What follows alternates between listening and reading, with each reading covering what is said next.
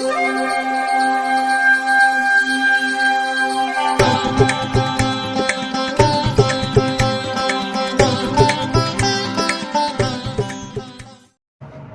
வசந்தகாலம் YouTube channel வாயிலாக ஜோதிடர் சண்முகப்பிரியன், சென்னை அடையாறிலிருந்து மாதாந்திர ராசி பலன், அதில் இந்த குரோதி ஆண்டில் வரக்கூடிய வைகாசி மாதத்திற்கான பலன் மிதுன ராசிக்காரர்களுக்கு எப்படி இருக்குன்னு பார்க்க போகிறோம். 14/5/2024 முதல் 14/6/2024 இந்த காலகட்டத்தில் பலாபலன்லாம் எப்படி நடக்கும் அப்படிங்கிறது தான் இப்போது நம்ம பார்க்க போகிறோம். அதற்கு முன்னாடி இந்த கிரகங்கள்லாம் என்னென்ன மாற்றம் இந்த வைகாசி மாதம் இருக்குங்கிறத பார்த்துட்டு பலனுக்கு போகலாம். சூரியனை மையமாக வைத்து சொல்லக்கூடியதான் மாத பலன். சூரியனாக பார்க்கும்போது உங்கள் ராசிக்கு 11ஆம் இடத்தில் இருந்தார்.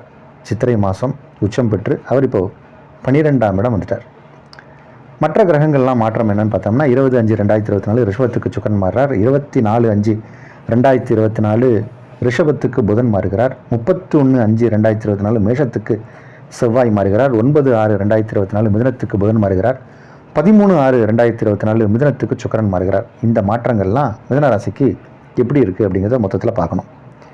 இது காலம் வரைக்கும் நிறைய கிரகங்கள் உங்களுக்கு 10ஆம் இடம் 11ஆம் இடத்துல இருந்துச்சு. 10ஆம் இடம் 11ஆம் இடத்துல அதிக கிரகங்கள் இருந்த ஒரு நேரம் தான் இவ்வளோ நாள். ஆனால் இப்போ ஒவ்வொரு கிரகங்களாக 10ஆம் இடத்துலேருந்து 11ஆம் இடம் 11ஆம் இடத்துலேருந்து 12ஆம் இடம் வரக்கூடிய ஒரு சூழ்நிலை. இந்த 12ஆம் இடம் அப்படிங்கிறது சயனஸ்தானம், மோட்சஸ்தானம், அதே சமயத்தில் விரயஸ்தானம் அப்படின்னு சொல்லக்கூடிய நிலை. உங்கள் ராசி அதிபதியும் இந்த இடத்துக்கு வரார். இந்த 12ஆம் இடத்துக்கு 12ஆம் இடத்துலேருந்து உங்கள் ராசிக்குள்ளே சுக்கிரனும் புதனும் வராங்க. புதனை பொறுத்த வரைக்கும் 9/6/2024 உங்கள் ராசி அதிபதி உங்கள் ராசிக்குள்ளே வரார்.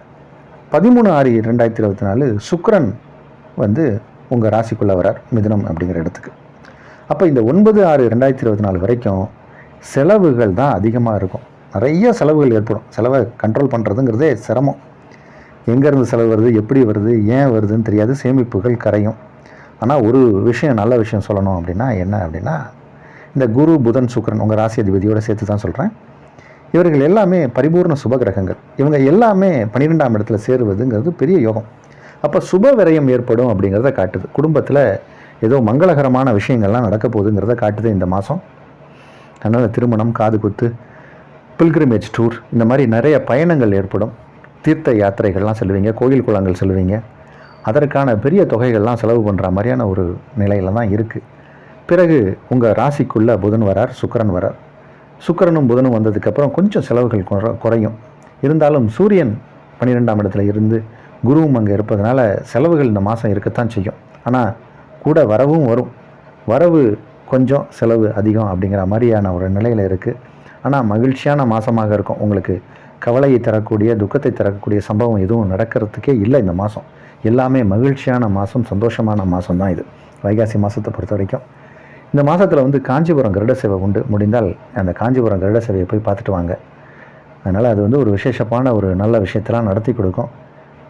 மாணவ மாணவிகளுக்கு படிப்பில் எக்ஸலண்ட்டான ஒரு ஆர்வத்தை ஏற்படுத்தும். நல்ல நாலேஜ் உள்ள படிப்பெல்லாம் எடுத்து படிப்பாங்க. விருப்பப்பட்ட காலேஜில் இடம் கிடைக்கும். நினைத்த படிப்பை நினைச்ச மாதிரி படிக்கலாம். சில மதிநுட்பமான படிப்புகள், ஒரு சில பேர் தான் ஒரு கோர்ஸை எடுத்து படிப்பாங்க.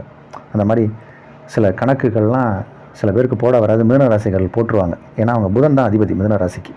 அவர் இப்போ 12ஆம் இடம் 11ஆம் இடத்துலேருந்து 12ஆம் இடம் வரும்போது மறைந்த புதன் நிறைந்த வித்தைக்கு அதிபதி அப்படிம்பாங்க. அதனால் வித்தைகள்லாம் பழிக்கும். நீங்கள் இப்போ எக்ஸ்ட்ராவாக ஏதாவது கோர்ஸ் எடுத்து படிக்கணும் அப்படின்னா படிப்பீங்க. சில வித்தைகள், வில் வித்தை, ஹார்ஸ் ரைடிங், இந்த மாதிரி சில வித்தைகள்லாம் சில பேர் படிப்பாங்க. இந்த மாதிரி சில எந்த வித்தையாக இருந்தாலும் வித்தை சித்தியாகும். நீங்கள் ஜோதிடம் கூட எடுத்து படிக்கலாம். அந்த மாதிரியான விஷயங்கள்லாம் இருக்குது. இந்த மாதம் ஒரு சிறப்பான மாதம், நல்ல மாதம். செலவுகள் தான் உண்டு. இருந்தபோதும் மகிழ்ச்சியான செலவுகள் இந்த மாதம் உண்டு.